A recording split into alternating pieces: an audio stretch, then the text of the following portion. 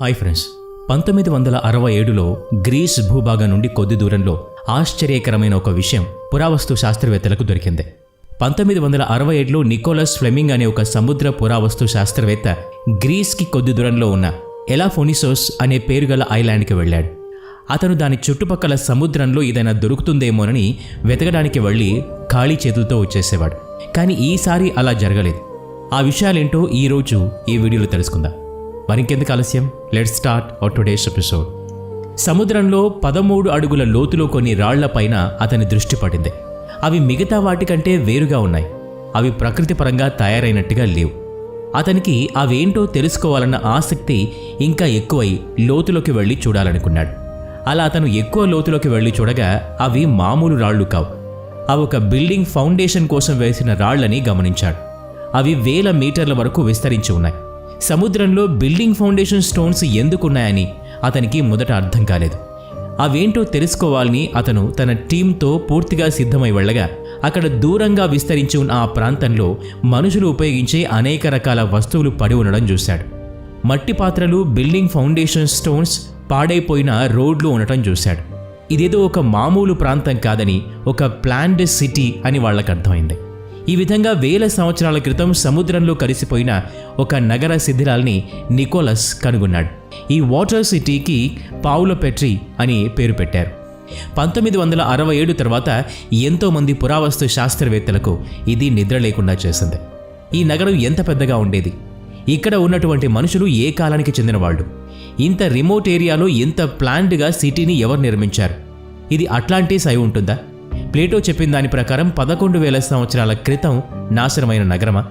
ఇలాంటి ప్రశ్నలు ఈ పావులో పెట్రీ సిటీ దొరికిన తర్వాత ఎదురయ్యాయి. అయితే ఒక్కదానికి కూడా సరైన సమాధానం దొరకలేదు.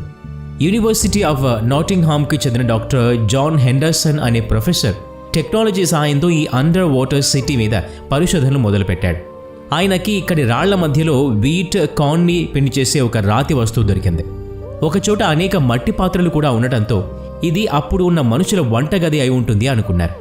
ఇక్కడ మనుషుల ఆనవాళ్లతో పాటు మనుషుల సమాధులు కూడా 50 వరకు దొరికాయి. ఈ అండర్ వాటర్ సిటీలో మనుషులు ఉన్నట్టు తెలుసుకోగలిగిన కేవలం డైవింగ్స్ ద్వారా దీని గురించి పూర్తిగా తెలుసుకోవటం కష్టం. అందుకని సోనార్ స్కానింగ్ ద్వారా తెలుసుకోవాలనుకున్నారు. సోనార్ స్కానింగ్ ఎలా పనిచేస్తుందంటే దీన్ని నీళ్లలో వేసినప్పుడు ఇదొక ప్రత్యేకమైన శబ్దాన్ని వదిలిపెడుతుంది. ఇది సముద్రం లోపల ఉన్న డిఫరెంట్ వస్తువుల్ని తాకి పైన ఉన్న రిసీవర్ని చేరుకుంటుంది. అప్పుడు కంప్యూటర్ సహాయంతో దాని 3D మోడల్ని తయారు చేస్తారు. పావుల పెట్రీని స్కానింగ్ చేసిన తర్వాత దాని 3D మోడల్ని తయారు చేశారు. ఈ 3D మోడల్లో ఆశ్చర్యకరమైన విషయాలు బయటకు వచ్చాయి. మీరు చూస్తున్న ఈ లైన్స్ అప్పుడు నిర్మించిన బిల్డింగ్స్కి చెందిన ఫౌండేషన్ రాళ్ళు. అందులో చిన్న ఇళ్లతో పాటు చాలా పెద్ద బిల్డింగ్స్ కూడా ఉన్నాయి. ఈ పెద్ద బిల్డింగ్ ఏదైనా అడ్మినిస్ట్రేషన్ ఆఫీస్ లేదా అక్కడి లీడర్ ఇల్లు అయి ఉండొచ్చు. బిల్డింగ్స్ మధ్య ఉన్న ఈ ఖాళీ ప్రాంతం మార్కెట్ లేదా ప్లే గ్రౌండ్ అవ్వచ్చు. కానీ ఆశ్చర్యకరమైన విషయం ఏంటంటే ఇక్కడ అన్ని బిల్డింగ్స్ ఒక ప్రాపర్ ప్యాటర్న్స్లో ఉన్నాయి. ఈ సిటీలోని మనుషులు చాలా డిసిప్లిన్డ్గా ఉండేవారని తెలుస్తోంది. ఈ బిల్డింగ్స్ ఫౌండేషన్స్ 20 ఎకరాల్లో విస్తరించి ఉన్నాయి. ఇక్కడ దాదాపు 5,000 మంది నివసించేవారని తెలుస్తోంది. కానీ వాళ్ళెవరు, ఏ కాలంలో నివసించేవారన్న ప్రశ్న తలెత్తుతోంది.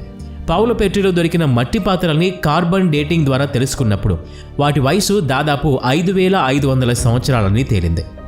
ఈ మట్టి పాత్రలు బ్రోంజ్ ఏజ్లో ఉపయోగించేవారని, అలా ఈ పావుల పెట్రీ నగరం 5,500 సంవత్సరాలకు ముందు నీటి బయట ఉండేదని తెలుస్తోంది.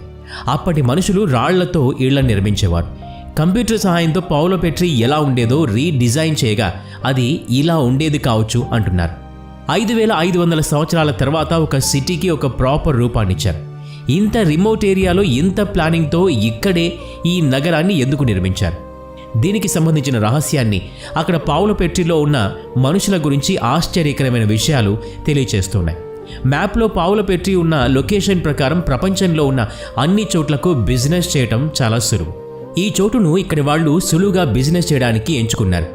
ఇక్కడ దొరికిన శిథిలాల ప్రకారం ఈ పావుల పెట్రీ ఆ సమయంలో ఒక మ్యాన్యుఫ్యాక్చరింగ్ హబ్గా ఉండేదని తెలుస్తోంది. అది కూడా బట్టలకి సంబంధించింది. ప్రాచీన కాలంలో బట్టలకు వాడే దారాలకి చివరన బరువైన రాళ్లను వేలాడదీసేవారు. వీటిని లూమ్ వెయిట్స్ అని అంటారు. ఇలాంటివి ఇక్కడ 1000 సంఖ్యలో దొరికాయి.